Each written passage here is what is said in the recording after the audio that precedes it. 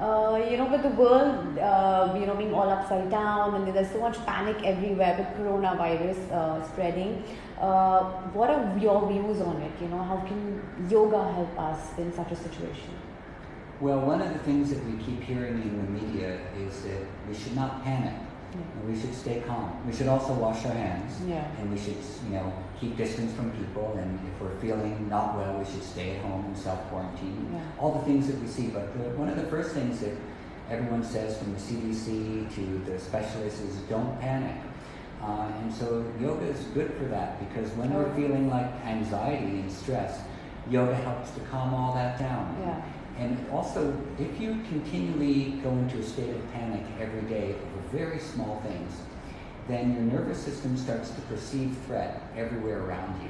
And you feel like every little thing in the environment is out to get you. So it's like a vicious circle. It just one thing after the other keeps following. And tiny little things, every little speck of dirt, you get worried that this is going to be the thing that does me in. So the threat perception is only important for things which are truly threatening.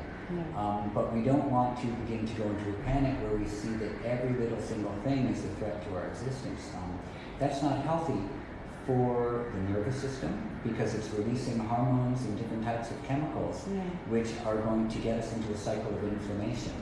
So a little bit of threat perception is good when it's necessary. That will protect us. But when we being in constant state of threat is not good, because we continue to release these hormones that begin to weaken our immune function over time. And we get succumb to the diseases and other and eventually in the longer run. And not necessarily the coronavirus, but it does weaken the immune system. And this is why we have in the world today, we have so many non-communicable diseases that are driven by stress that can be prevented by everyone learning how to, slow down, calm their nervous system, sleep more, eat better, practice proper hygiene, and sleep is very important.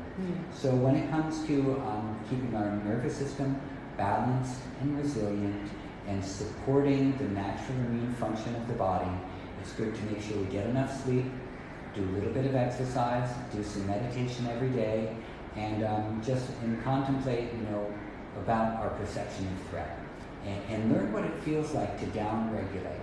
Learn what it feels like physiologically to slow down through slow breathing. It feels better, I'm sure. And then you remember, okay, I just need to wash my hands. I need to stay away from people who are coughing. I need to stay away from populated places right now. I need to not get into a panic. And I'll just see what happens. So I'd say that's how yoga can be helpful. And one other thing which I think is very important is that yoga comes from the dharmic traditions of India, which are Hinduism, Buddhism, and Jainism. And one of the definitions that I've recently heard about dharma is that it is seeing that the problems of others are yours also. That we have a sharing or a sympathy. We're all interconnected. We're all interconnected, and so your problem is going to be my problem, and mine will be yours. And in this way, which is what's happening right now. In this way, there's no other. And when there's an other, we set ourselves apart from people and from the planet. Look at climate change and the way that we destroy the planet. It's seeing the planet as other. But we're in a situation right now where there's a virus which is traveling to every country. The virus doesn't care what religion we are, what color skin we have, what gender we are, what we do for a living, how much money we have in the bank. The virus doesn't care. It's coming at all and everyone. It's coming at all. So this is something that we all share in common right now, that there is something which is connecting us, and it's a tragic thing because people are getting sick and people are dying. But at the same time, maybe there'll be a little bit of a consciousness shift where we think we need to be more united and think of each other as one rather than we are different from each other. Yes, and I'm going to protect myself so that I protect you. And that I'm going to think of your well-being at the same time. So I quarantine myself so I don't spread it to you. As well as not making myself sick. So this is a thing that we do for each other in addressing it. So I don't know if that's necessarily a good thing to say or not, but maybe it's one of the ways that we can start thinking it's about. It's a way to positively look at the situation. You know.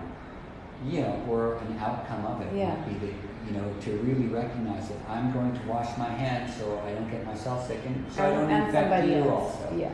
So that's caring.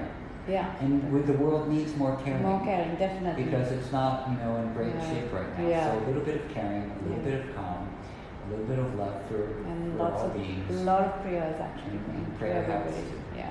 Okay. Thank you so much. We'll do that. You're welcome. Thank you. This is